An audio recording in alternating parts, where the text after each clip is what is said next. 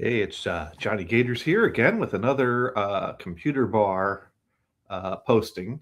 I do not have a monitor or hard drive on the workbench yet to start digging into those projects. But on last night's stream, I started poking around with the card clock issue. Um, when I put these two computers away on the shelf in 2024, they had, to my recollection, a working auto exec bat command that would successfully set the date and time to the year 2024, because the clock card on these computers have a Y2K issue, and someone made a patched version of the clock software that, if you specify the year, would set the month and day and time correctly. And I pulled off the shelf, updated my auto exec batch file to 2026 from 2024, and I just kept getting errors that it wouldn't set the date and time to the card, it wouldn't set it from the card, and I couldn't come up with anything else to try last night. Well, I was poking around and was reading, and one thing that I was reminded of is that the actual app, the actual command that would work before the year 2000 came with the computer. And that's right, I still have the original book here, an original DOS 211 disk in there, and that does have on it the rtc3.com command, which would work. And I'm like, well, maybe we can make it work with a pre 2000 date with the actual app. Maybe there's a problem with my patched app. And so anyways, I'll go ahead, and this is the one with the hard drive that I was working on. And actually, I did get it working on here. And one thing I just did for another test that will find out if my battery is still good is I pulled the power cord off of this. So I'm going to reconnect the power cord now. And now we'll find out if my new old stock batteries that I soldered onto here last a few years.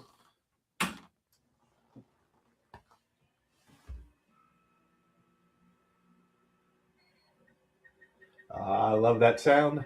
Love the sound of that hard drive spinning up. Yesterday morning when I pulled this out of this basement, it was not making that sound. And even after putting a drop of 3-in-1 oil on there, it wasn't quite making it. But a little bit of time in there. I need to come up with a better cleanup and lubricating method, because apparently that fix is good short term. But if I put this back on the shelf and pull it out a year later, it's going to be seized up again. Anyways, we're booting, we're running the command, and it looks like it ran. So I don't think you'll be able to read the shelf, and I don't have a good CGA screen capture. I could put a VGA card in one of the ISA slots on here if I really wanted to do capture, maybe at a future time. But I'm going to go ahead and I'm going to type in date and see what it says. And it says it is Sunday, May 31st, 2026. There we go. And the time is 10:51. 10:52 on there, but within a minute, that's 10:51, 30 seconds. Yeah, it's close enough. All right. So why did I lose my time? Well, I think I made a bonehead move back in 2024, because when I tested the original app, the thing is, even though the patch command we're running, you have to specify the year. That doesn't mean that the clock card doesn't have a year. What it means is that the clock card has the wrong year set, and we're telling the command that the command is ignoring the year and replacing it with the year that we put as the argument when calling the command.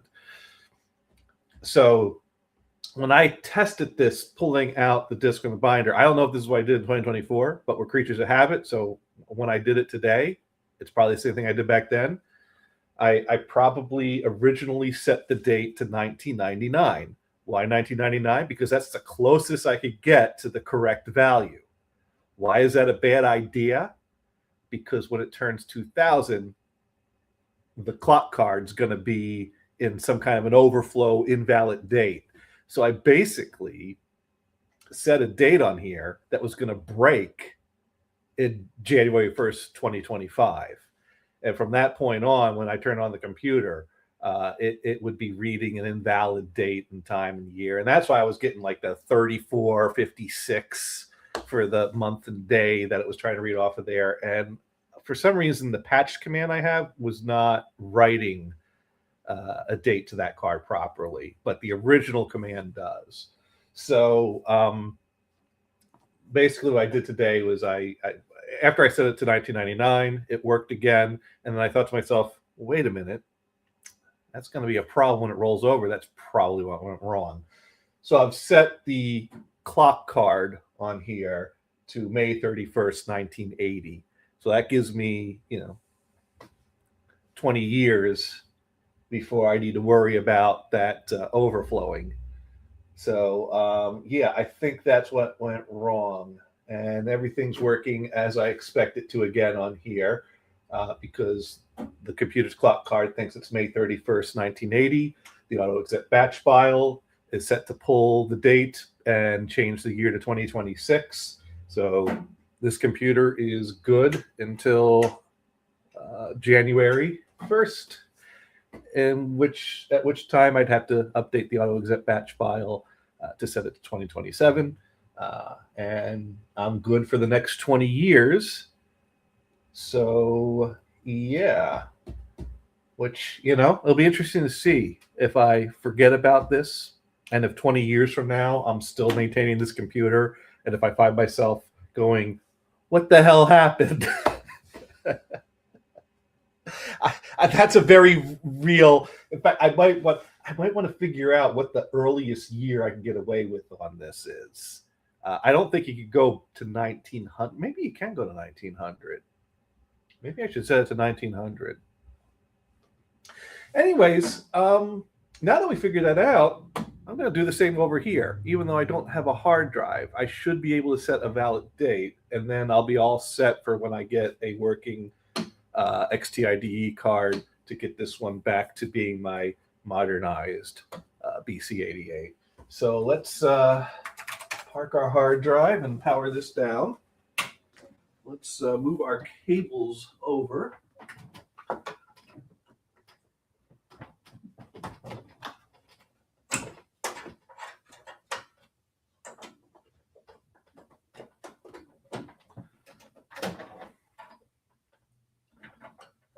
All right, let's get a boot disk.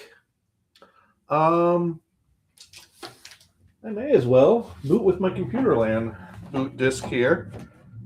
We're just testing because that's got the command on it we want. And then I have another diskette with the patched version that we can use. So we're going to go ahead, we're going to power that on.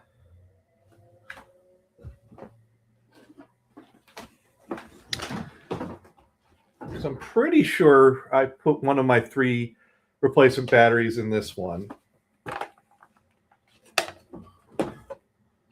All right, this is got our patched app on there. We'll put that in the B drive. All right, January 1st, 1980. Now we know we have an invalid date in here that it won't read and that the patched command won't overwrite. So we're going to go ahead and set this to May 31st. We'll keep it at, you know what, let's go 1900. Oh, invalid date. 5/31, 1920. Invalid date. 5/31, 1950. Invalid date. 5/31, 1970. Well, maybe that's a limitation. I know different DOS versions have different limitations, but it seems that this ComputerLand DOS 211 don't want to go earlier than 1980, which might also, so I might just have a 20-year window to work with on this. I'll have to do a little more trial error. So let's do 5/31st, 1980, because we want to give ourselves 20 years before we have a issue. And it is now 10:58. 10:58. There we go. Now we have the date and time set to a valid date and time. Although we really didn't need to do that because the command on this disk, RTC3, if you run it without anything, it pulls what's on the time card and sets it to the system. But if you want to actually update the date and time on the card itself, you have to specify the date and time. It won't read it from the system. So what I had to do is RTC3, and then I have to do 05-31- a 2-digit date number, 80, not 1980. Won't take that. Space, and then the hour : minute. So we're going to 10:59.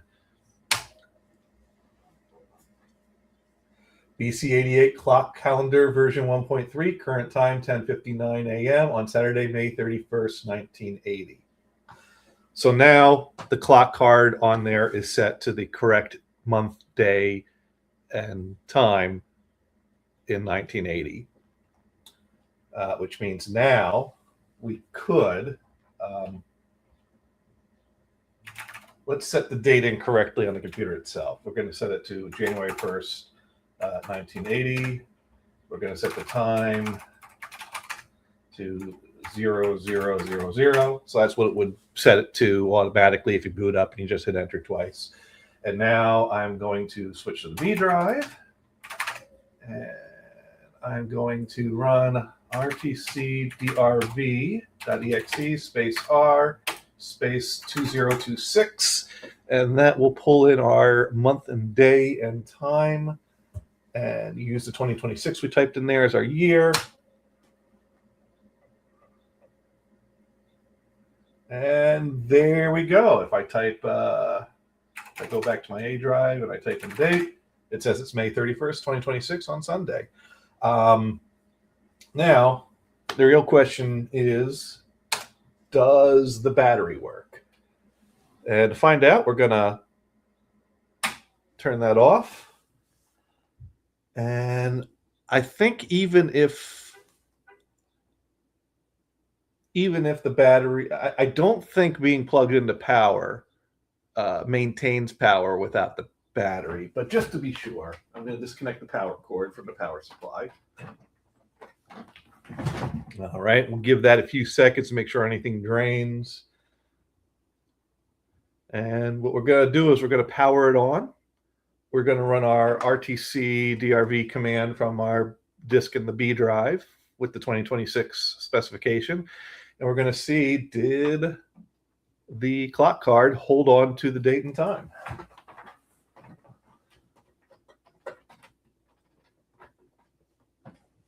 All right, plug that back in, flip that back on.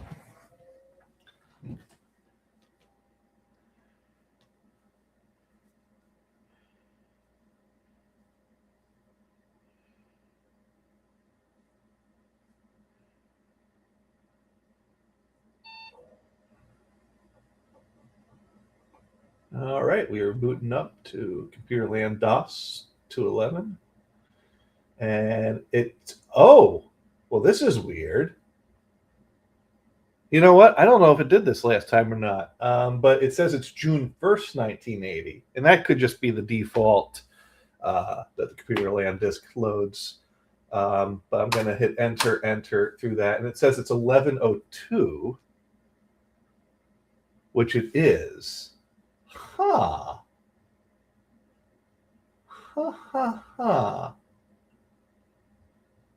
So it forwarded a day and held on to the time. I wonder if this disk automatically reads the time card when booting. Huh. That is weird that it did that.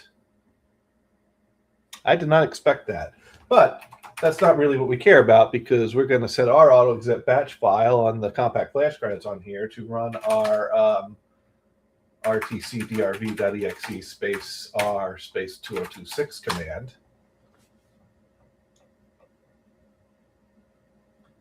And there we go. 5/31st, 1980, 11:03.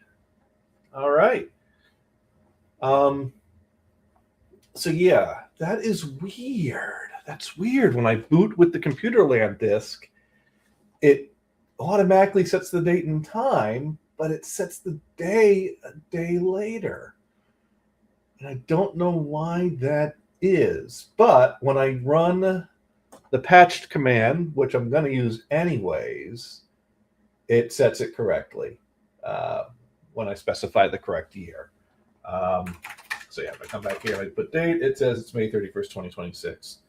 I'm curious if that's a feature of the DOS that's made for this computer or something else going on. So I'm going to pull just an old generic DOS 3.30 boot disk. And I'm going to see what that does, because I'd expect that to not pull anything automatic and just try to set the date for January 1st, 1980 or whatever you input. But we shall see. Interesting.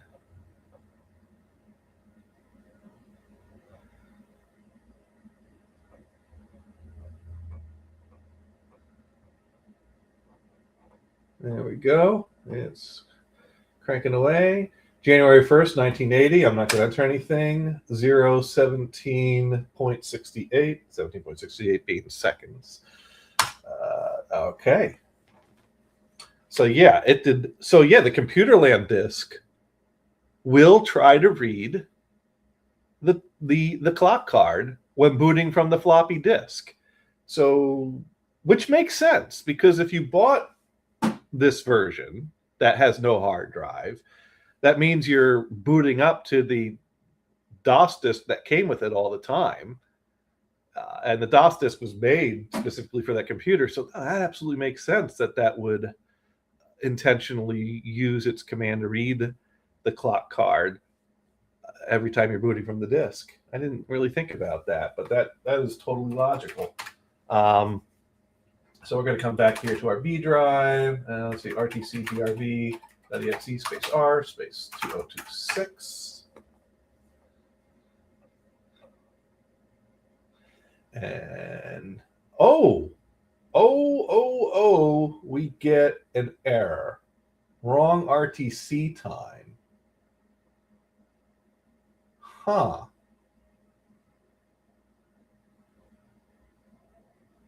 But this hard drive's running DOS 3.30. So why would that not work?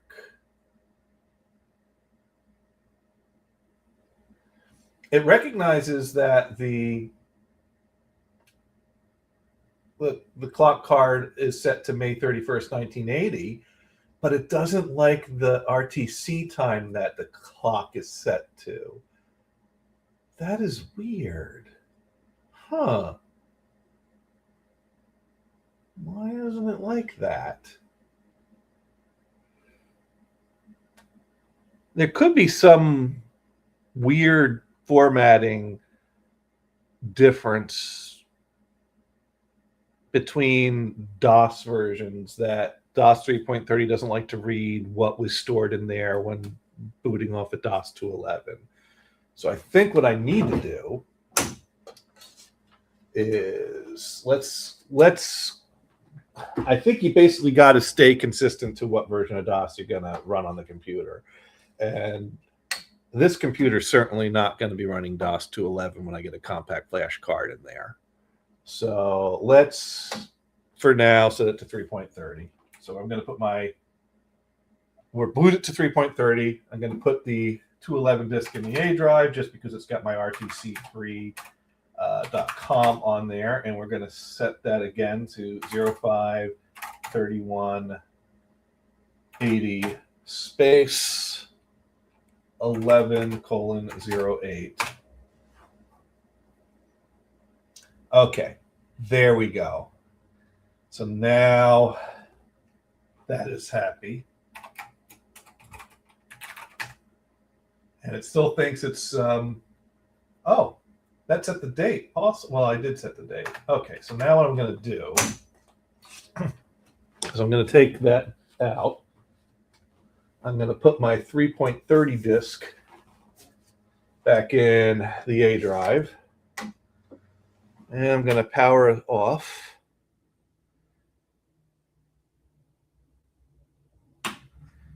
And I'm going to power on.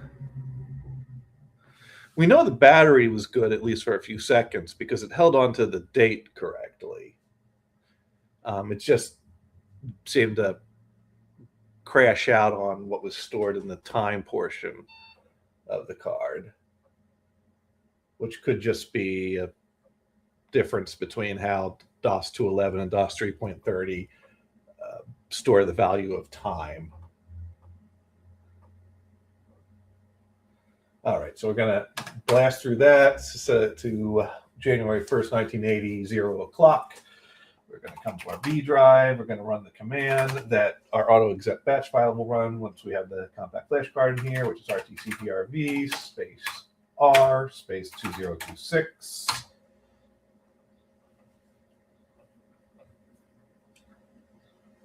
And there we go, done. And now if I move back to A and type in date, it says it's Sunday, May 31st, 2026. If I put in time, it says it is 11:09 and 44 seconds. All right, there we go. So our date and time cards are set to work with DOS 3.30 on both these computers. The batteries are still good that I put in a few years ago. And we've learned a few things. We've learned that not only is the date and time card have a Y2K issue that you have to manually set the year, but that also they have an overflow issue that the incorrect year that is set when it rolls over to 2000 will completely break things and you have to set an earlier year again. We've learned that there's a difference between the time value between ComputerLand's MS-DOS 2.11 and MS-DOS 3.30. So you do have to set the card from the same OS that you're going to be running to read from the card. Those are some interesting things we learned here. So there we go. I'm going to go ahead and put my diskettes away because I am done with that for now. I'm still waiting for my Tech Select card to come in to get this on a compact flash card. And this computer is good as is. It's got a working hard drive and kind of what I want on there. Although it's a bit yellowed. And also, I'm still looking for a floppy drive that's exactly the model that was on the one that I had when I was younger. But anyways, there we go. So where does that leave us? Well, I got some things I got to clear up on my workbench that are not computer related. But after that, I'm either going to do a hard drive autopsy or a monitor disassembly recap. Whichever strikes me once I've cleared the space. Right now I have an old 70s receiver in parts on the workbench that I'm planning on recapping at least a portion of, that I have to get to a state that I can close it back up again. But I don't have the right replacement screws for that. So that's probably going to be at least a few weeks before I'm in a state that I'm ready to start tearing apart computer parts on my workbench. But hey, if you like this video, leave a little something in the comments. If you have any questions or anything you'd like to know about these ComputerLand computers, I have 5 of them at this point, 4 of them in working condition, 1 of them a pile of rusted parts that I think the power supply is dead on that, but I think the other parts are good. But the chassis is a heap. So yeah, I can certainly answer any questions or experiment with any questions that come up about this machine. or anything you want to know about what's in the instruction manual here. Heck, the GW Basic portion of this instruction manual is still in its sealed plastic. But I don't think that's anything unique to this machine. I think that just gives you all the GW Basic commands. Although the MS-DOS portion of this, one of these days, I should scan these documents and make a digital version of this manual.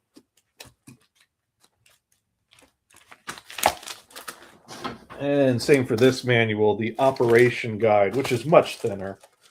Let's just deny. Oh, it's got stuff relating to a video card. Huh. Cool. Hardware assembly guide. I need to scan all this stuff. I really do. I forgot that I meant to do that back when I got these. I dumped the one disc that I couldn't read. And sent that out there, but I need to get myself a scanner that could easily just feed all the pages through, so I don't have to do them one by one. Maybe I'll bring it into the office one of these days. I have a scanner. All right. Well, again, like and comment, or dislike and don't comment, or whatever.